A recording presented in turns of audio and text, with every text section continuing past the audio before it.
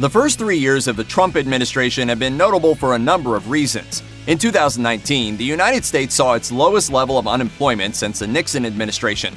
Then, in early 2020, the country experienced the largest spike in unemployment claims in history, according to the Washington Post. It's been a mixed bag, to put things mildly. And the job market hasn't been any less tumultuous within the walls of the White House, where record-breaking, headline-catching turnover amongst the president's appointees has overshadowed the impressive number of posts left unfilled.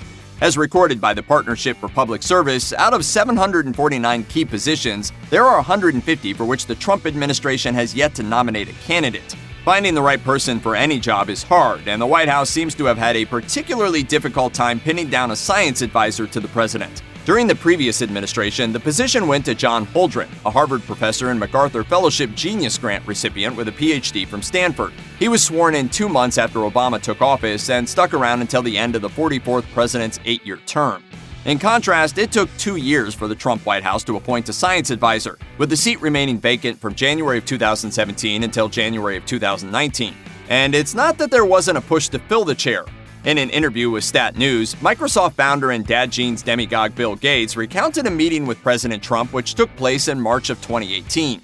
According to Gates, he met with the president to discuss the possibility of, believe it or not, a future crisis caused by a viral pandemic. Specifically, Gates was concerned that a new strain of flu might develop and was pushing for federal backing towards research for a universal influenza vaccine.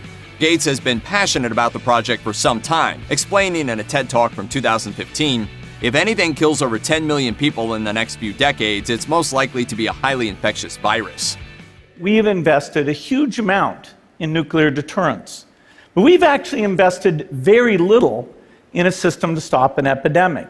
Since then, the Bill and Melinda Gates Foundation has created $12 million in grants toward researching an across-the-board vaccine against the flu. Of his conversation with President Trump, Gates said, "One thing's for sure, no matter what your framework is, even if it's that human benefits outside the country count for zero, stopping pandemics is a smart thing."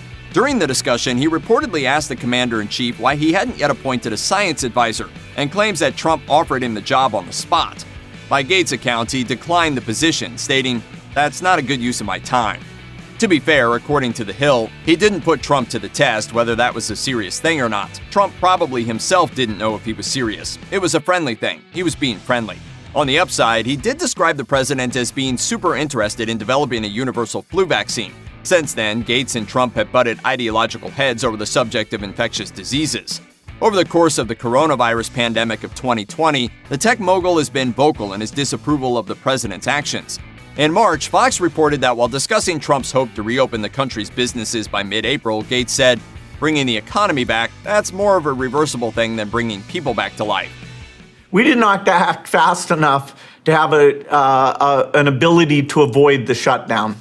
He also compared reopening the country to saying, "Hey, keep going to restaurants, go buy new houses. Ignore that pile of bodies over in the corner. We want you to keep spending because there's maybe a politician who thinks GDP growth is what really counts." A month after leaving Microsoft, in response to Trump's decision to defund the World Health Organization, Gates took to Twitter saying, "Halting funding for the World Health Organization during a world health crisis is as dangerous as it sounds. Their work is slowing the spread of COVID-19, and if that work is stopped, no other organization can replace them." Check out one of our newest videos right here. Plus, even more grunge videos about your favorite stuff are coming soon. Subscribe to our YouTube channel and hit the bell so you don't miss a single one.